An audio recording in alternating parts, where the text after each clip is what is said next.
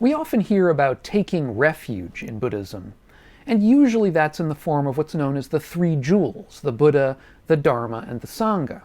But did you know that in some early suttas, the Buddha talks about not 3 refuges, but instead 2 refuges?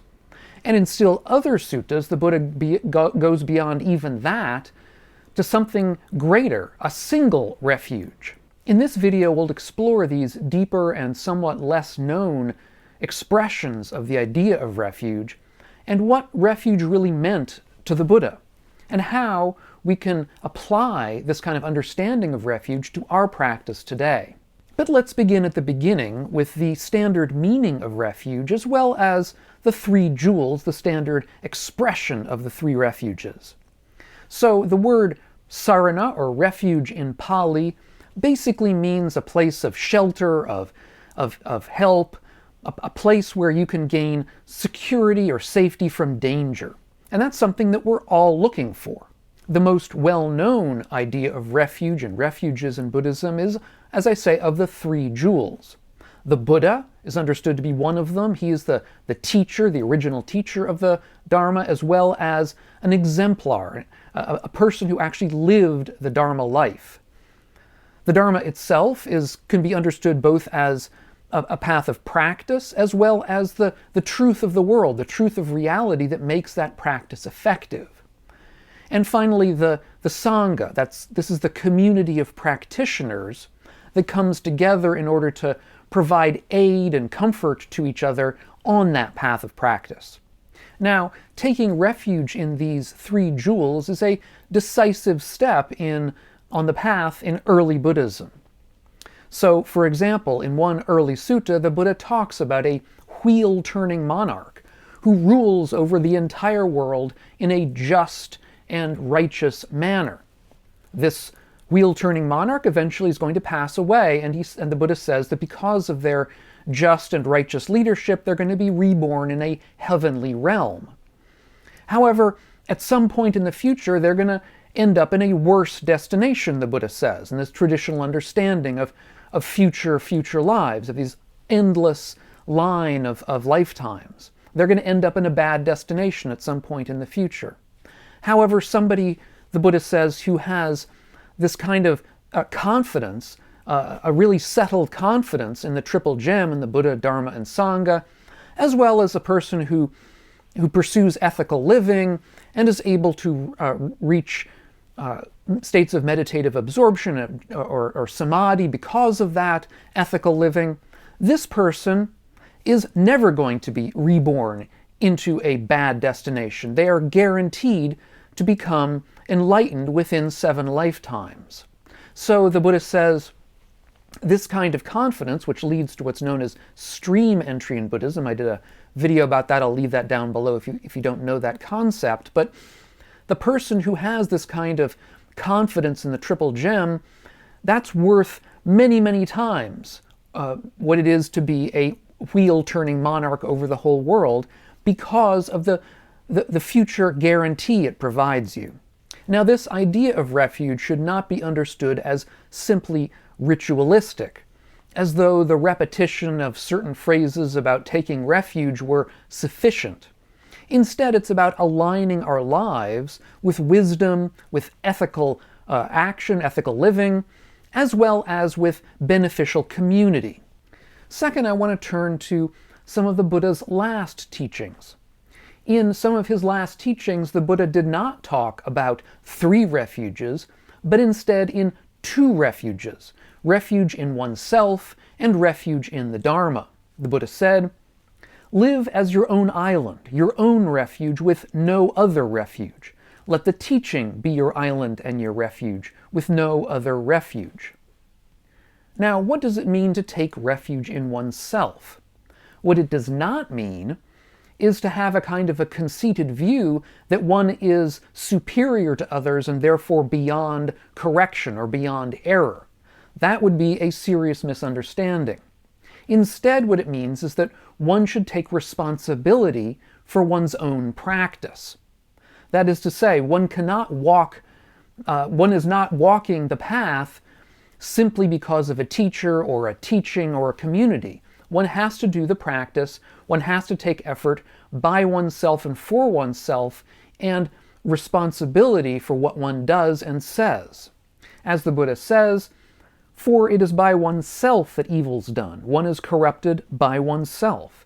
It's by oneself that evil's not done. One is purified by oneself. Purity and impurity are personal matters. No one can purify another. And what does it mean to take refuge in the Dharma? The Buddha repeatedly emphasized that his position here was not simply to tell you a bunch of facts or truths, but to point out the way things actually are. As the Buddha says, you yourselves must do the work, the Tathagatas, that is the Buddhas, just show the way. So the true Dharma in this sense is not found in books, in rituals, in words. Instead, it's found in the way things actually are, in the impermanence of all things, in their causal regularities. However, in still other suttas, the Buddha presents an even deeper meaning of the word refuge, one that goes beyond mere confidence or practice to its conclusion. So third, let's turn to the supreme refuge.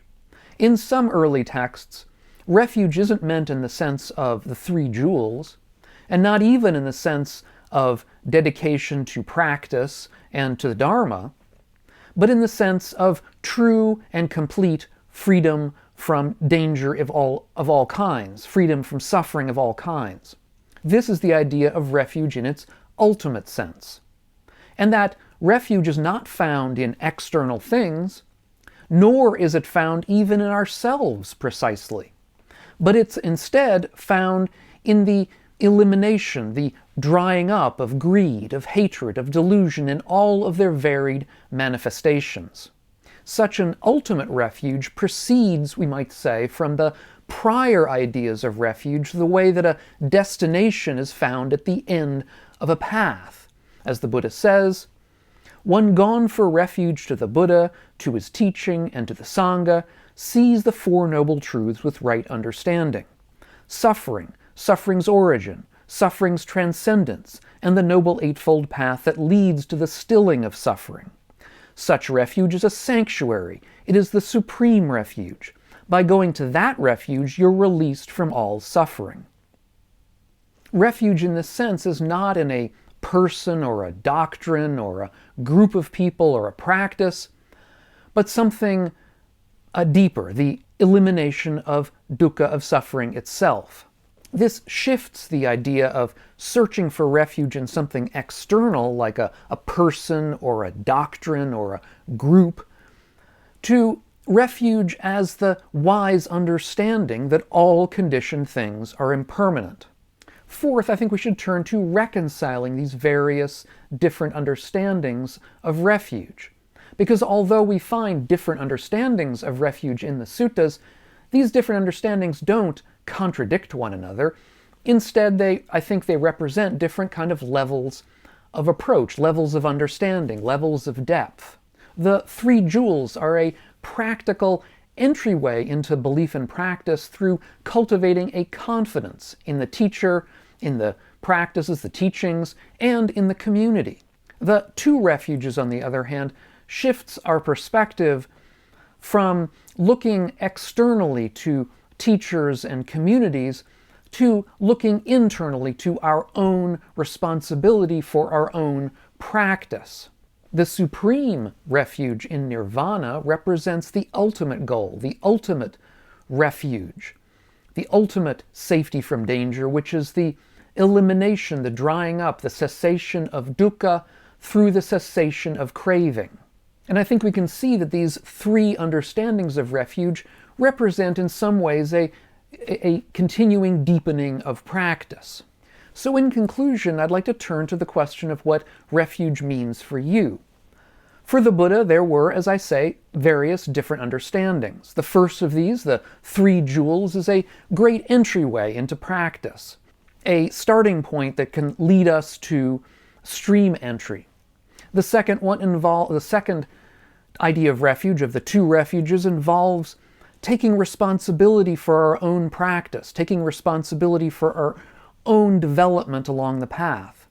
And the third of these refuges, the final, the ultimate refuge, involves the actual extinguishment of dukkha itself through the final goal of nirvana. But where do you find refuge in your own practice? And has your idea of refuge changed over time as your practice has deepened? I'd be interested to know, so put it down below in the notes if you have something to add here. I'm sure we'd all like to read about it. And if you want to hear about a prior video I did on the preeminence of the idea of Dharma within the idea of the three jewels, within this first ideal of refuge, I did an earlier video on that, and I'll leave a link to it up here on the screen. Thanks so much for watching. If you're getting something out of these videos of mine, consider taking a look at my Patreon page, which is linked up here on the screen and down below in the notes, and see if you want to help support the channel and the work that I'm doing here. Thanks so much, and we'll catch you on the next video, and meanwhile, all of you, be well.